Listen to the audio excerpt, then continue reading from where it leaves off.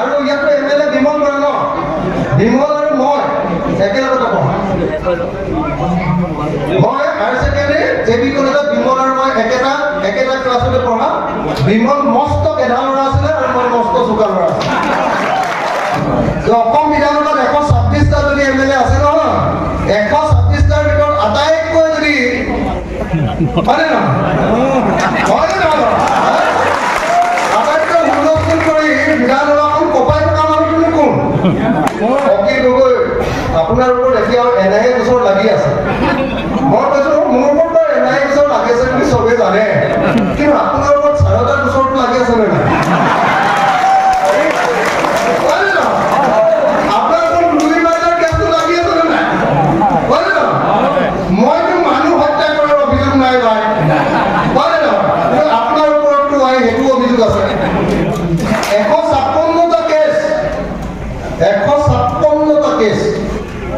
তাৰপিছততো মৰি যোৱা নাই মই আটাইতকৈ ধুনীয়াকৈ হাঁহি পাওঁ আপোনালোকৰ লগত ফটো তোলোতে মই কিমান ধুনীয়াকৈ হাঁহি আছোঁ মই স্কুলত পঢ়ি থাকোঁতে সৰ্বানন্দ সোণোৱাল প্ৰদৰ্শন ছাত্ৰ সন্থাৰ প্ৰেচিডেণ্ট তেতিয়াই মই তেওঁৰ মুখত শুনিছিলোঁ যে নামৰূপৰ সাৰ কাৰখানাটোৰ চতুৰ্থ গোটটো প্ৰতিষ্ঠা কৰিব লাগে তেওঁ এজিপিৰ পৰা জিকিলে তেওঁ বিজেপিৰ পৰা জিকিলে কেন্দ্ৰীয় মন্ত্ৰী হ'ল দুবাৰ মুখ্যমন্ত্ৰী হ'ল এতিয়াও নামৰূপৰ সাৰ কাৰখানাৰ চতুৰ্থ গোটটো এতিয়ালৈকে স্থাপন মানুহে জীৱনৰ প্ৰথম দিনটোৰ পৰা কৈ অহা এটা কামো সমাধান কৰিব পৰা নাই সেই মানুহটোক বাৰম্বাৰ ভোট দি থাকিলে কি হ'ব মোক কওকচোন তেওঁ অসমৰ মানুহে এমএলএ কৰিলে তেওঁ অসমৰ মানুহে এমপি কৰিলে তেওঁ ভাৰতৰ মন্ত্ৰী কৰিলো এবাৰ ৰাজ্যিক স্বতন্ত্ৰ মন্ত্ৰী কৰিলো তাৰপিছত কেন্দ্ৰীয় মন্ত্ৰী তাৰপিছত অসমৰ মুখ্যমন্ত্ৰী কৰিলো আৰু তাৰপিছত কি হ'ল অসমৰ মুখ্যমন্ত্ৰী হ'ল নিজৰ গাড়ীখনকে উঠাব নোৱাৰিলে মুখ্যমন্ত্ৰী পাতিছিলোঁ হিমন্ত 1 লাখ দি দিলে উজনি অসমৰ ডিব্ৰুগড়ৰ পৰা এজন মানুহক মুখ্যমন্ত্ৰী পাতিছিলোঁ 1 লাখ দি হিমন্ত কিনি দিলে হ'লে মোৰ লগত কিবা মানুহ ইয়াতে পিন্ধা প্ৰত্যেককে কিবা এটা কৰিবলৈ চেষ্টা কৰিম সৰ্বানন্দ সোণোৱালে এটা মনৰ কাৰণে কাম নকৰে সৰ্বানন্দৰ পেটটোত অকল নিজৰ বস্তুৱে হ'ব অকল ইনকামিং আছে আউটগয়িং নাই সৰ্বানন্দ সোণোৱালৰ ইনকামিং আছে কোনটোতে ইনকামিং আছে বাহিৰলৈ কোন নাযায় অকল পইচাটো নিজৰ ঘৰলৈ সোণোৱাই বাহিৰলৈ উলিয়াই দিব নোৱাৰে লুৰিণজ্যোতি গৌৰৱ গগৈ দুইজনৰ কাৰণে মই ধাৰাবাহিকভাৱে লাগি আছোঁ আৰু লুৰিণজ্যোতি আৰু গৌৰৱ গগৈক জিকোৱাৰ কাৰণে সমস্ত শক্তি প্ৰয়োগ কৰিছোঁ এতিয়া কংগ্ৰেছ দল আৰু অসম জাতীয় পৰিষদে তেওঁলোকৰ কাম কাজবিলাক আৰু বেছি বঢ়াব লাগিব আৰু আমি যিকোনো প্ৰকাৰে যিকোনো বুদ্ধিৰে যিকোনো কৌশলেৰে যিকোনো ৰণকৌশলেৰে সৈতে আমি লুৰিণজ্যোতি আৰু গৌৰৱ গগৈক জিকাবৰ কাৰণে কামত নামি পৰিব লাগিব আৰু আমি জিকাম সৰ্বানন্দ সোণোৱাল ডাঙৰীয়াই ছাত্ৰ অৱস্থাৰ পৰাই কৈ আহিছিলে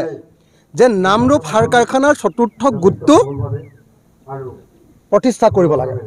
হয়নে সেইটোতো সদায় তেওঁ কৈ শুনিছিলোঁ তেওঁ যেতিয়া ছাত্ৰ সন্থাত আছিলে কোৱা শুনিছিলোঁ এজিপিত থাকোঁতে কোৱা শুনিলোঁ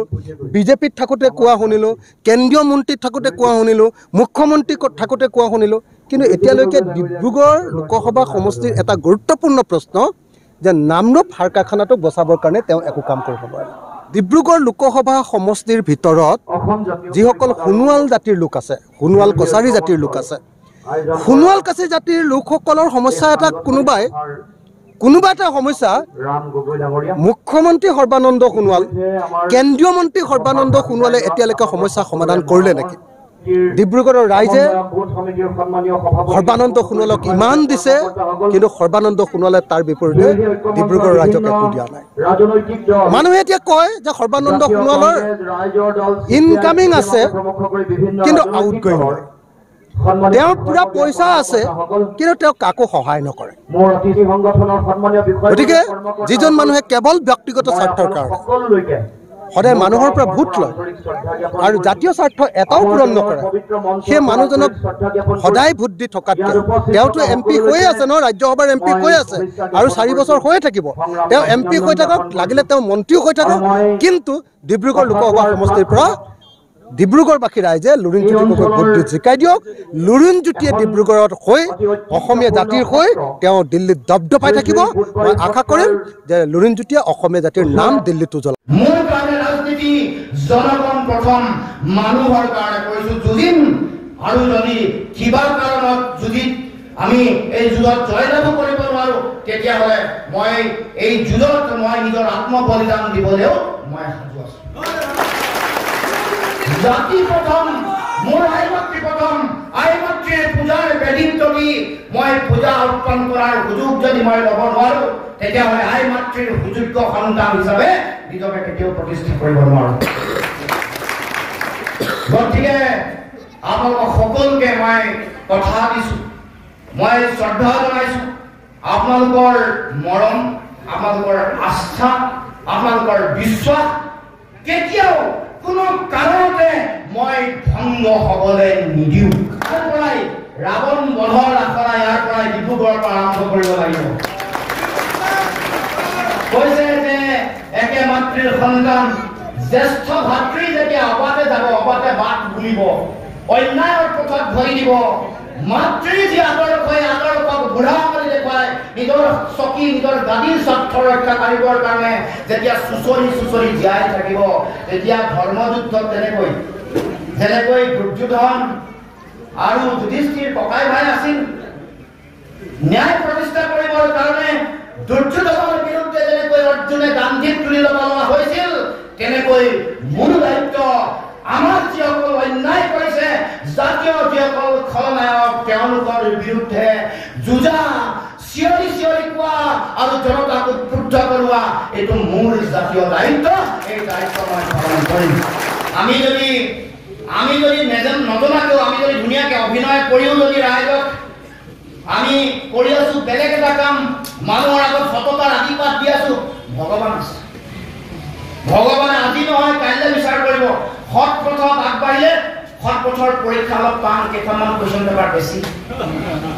কেইটামান ছেমিষ্টাৰ বেছিকে পঢ়িব লাগে, সহজ নহয়। বক্ৰ পথেৰে যেতিয়া যাব, এই যে আমাৰ যিসকল মানুহৰ নাম আগতে ল'লে, যিসকল আমাৰ কালি কিছুদিনৰ আগত মই থানলৈ গৈছিলো, বাসুদেৱ থানলৈ, আমি মানুহ লগ পালো, নাম নকওঁ, ক'লে গমেই পাই যাব। কোৱাৰ লগে লগে মোৰ লগত ফটো তুলিবলৈ মানুহ কিছুমান আহিলে, বোলে আপোনালোক ক'ৰ পৰা আহিছে? এই ডকাইতপুৰ সমষ্টি পাইছো। মই কোৱা কথা, ৰাইজে কোৱা কথা, চব ইয়াৰ চাৰ্টিফিকেট, হৃদয়ত থকা